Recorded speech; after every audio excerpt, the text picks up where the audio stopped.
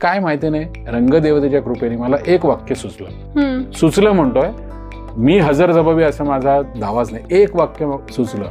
कार्यक्रमाच्या सांगतेच्या वेळी मी स्टेजवर गेलो, 2:25 मी एवढंच म्हटलं आजच्या कार्यक्रमाला आपल्याला जे प्रमुख पाहुणे आणि प्रमुख वक्ते म्हणून लाभलेले आहेत ते गोडबोले शहाणे आहेत आणि शहाणे गोडबोले आहेत. त्या दोघांना विनंती करतो की त्यांनी आपलं मनोगत व्यक्त करावं.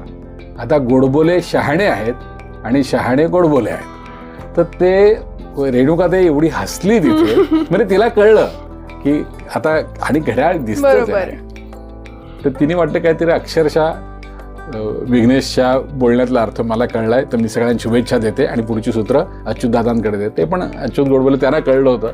अक्षरशः 1 मिनिटापेक्षा कमी वेळात त्यांनी शुभेच्छा, काय भावी वाटचालीसाठी शुभेच्छा, कार्यक्रम छान झाला एवढं दिलं आणि आम्ही बरोबर 2:30 वाजता थिएटर खाली केलं.